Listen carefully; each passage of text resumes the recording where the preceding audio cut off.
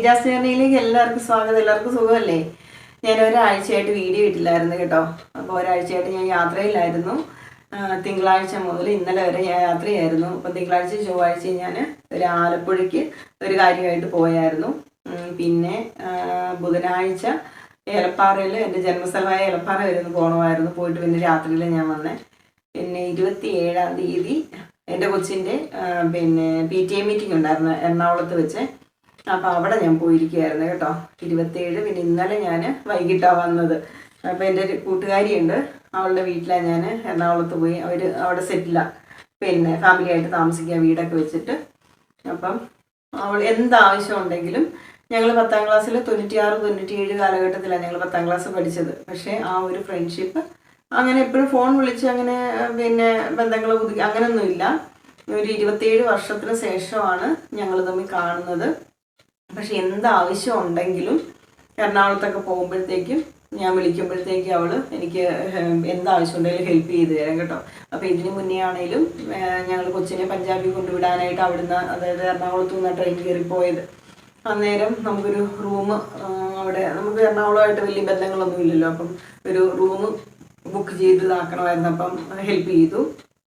പിന്നെ കഴിഞ്ഞ ദിവസം ഞാൻ പോയപ്പോഴത്തേക്കും PTA മീറ്റിങ്ങിനായിട്ട് പോയപ്പോൾ ഞാൻ ഇതുപോലെ വരുന്നുണ്ടെന്ന് പറഞ്ഞതും എല്ലാ ഹെൽപ്പും അവളുടെ വീട്ടിൽ പോയി ഞാൻ തങ്ങുകയും ഒക്കെ ചെയ്തു. പിന്നെ പുറത്തൊക്കെ ഞങ്ങളൊന്ന് പോയി രാത്രിയിൽ. അപ്പം എന്താണേലും സത്യം പറഞ്ഞാൽ ഒരു സൗഹൃദ ബന്ധങ്ങൾ നമ്മുടെ ജീവിതത്തിൽ ഉള്ളത് നല്ലതാണ് കേട്ടോ. എപ്പോഴും 24 മണിക്കൂർ ഫോൺ വിളിച്ച് കഥ പറഞ്ഞ്, അല്ലെങ്കിൽ അവരുടെ കുറ്റവും പറഞ്ഞ് ഇവരുടെ കുറ്റവും പറഞ്ഞ് അങ്ങനെ ഒരു സൗഹൃദ ബന്ധമല്ല. ഞങ്ങൾ തമ്മിൽ സത്യം പറഞ്ഞാൽ ഫോൺ വിളിക്കാറേ ഇല്ല. എന്തെങ്കിലും ആവശ്യം ഉണ്ടെങ്കിൽ ഇതുപോലെ എറണാകുളത്ത് വരുന്നുണ്ടെന്ന് പറയുമ്പോഴത്തേക്ക് വരണം കേട്ടോ, നീ ഇവിടെ വരാതിരിക്കരുതെന്ന് പറയും അവള്. അപ്പം അവൾക്കും ജോലിക്ക് പോകുന്നതാണ്, ഹസ്ബൻഡ് ജോലിയുണ്ട്. അപ്പം നമ്മളെപ്പോഴും എറണാകുളത്തൊന്നും പോകുന്നില്ല. പോകുമ്പോഴത്തേക്ക് ഇതുപോലെ വിളിക്കും ഞാൻ. സത്യം പറഞ്ഞാൽ എൻ്റെ ജീവിതത്തിൽ എനിക്ക് കൂടുതലും ഹെൽപ്പ് ചെയ്തേക്കുന്നത് പിന്നെ ഫ്രണ്ട്സ് എന്ന് പറയുന്നത് തന്നെയാണ് കേട്ടോ.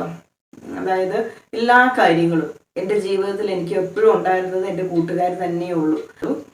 മറ്റുള്ളവരില്ലായിരുന്നല്ല, പക്ഷെ കൂടുതൽ എൻ്റെ ജീവിതത്തിൽ എനിക്ക് ഫ്രണ്ട്സിനെ കൊണ്ടുള്ള ഗുണങ്ങളെ ഉണ്ടായിട്ടുള്ളൂ. പിന്നെ കഴിഞ്ഞ ദിവസമൊക്കെ പിന്നെ യാത്രയിലൊന്നും എനിക്ക് വീഡിയോ എടുക്കാൻ പറ്റിയില്ല. ബസ്സിലല്ലേ യാത്ര ചെയ്യുന്നത്.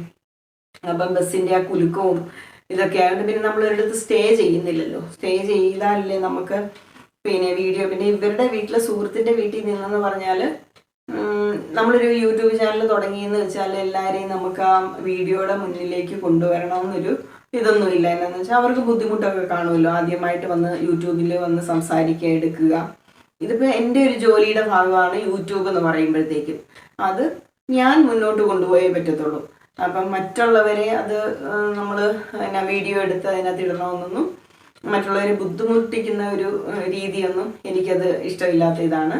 പിന്നെ വീഡിയോ എടുക്കട്ടെ എന്ന് ചോദിച്ചിട്ട് അവരുടെ അനുവാദത്തോടെ അവർക്ക് ഇഷ്ടമാണെങ്കിൽ അവർ വീഡിയോയ്ക്ക് മുന്നേ വരുന്നത് എനിക്കിഷ്ടമാണ്. പിന്നെ ഞങ്ങൾ ഫുഡ് കഴിക്കാൻ പോയതൊക്കെ ഞാൻ വീഡിയോ എടുത്ത് ഇട്ടിട്ടുണ്ട്, അത് നിങ്ങളെ ഞാൻ കാണിക്കാം.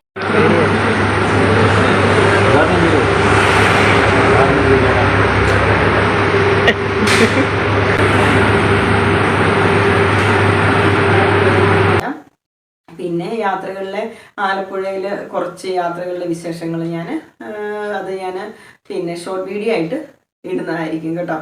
അപ്പോൾ അടുത്ത ദിവസങ്ങളിലൊക്കെ ഞാൻ വീഡിയോ ആയിട്ട് വരാം. അപ്പം എല്ലാവർക്കും ബൈ. വേറെ വിശേഷങ്ങളൊന്നുമില്ല. അപ്പം നാളെ മുതൽ ഞാൻ ഇവിടുത്തെ വീഡിയോ ഒക്കെ ഇടുന്നതായിരിക്കും. അപ്പം എല്ലാവരും എൻ്റെ വീഡിയോ കണ്ട് ഒന്ന് സബ്സ്ക്രൈബ് ചെയ്യണം, ഷെയർ ചെയ്യണം, കമൻറ്റ് ചെയ്യണം. എല്ലാവർക്കും താങ്ക് യു.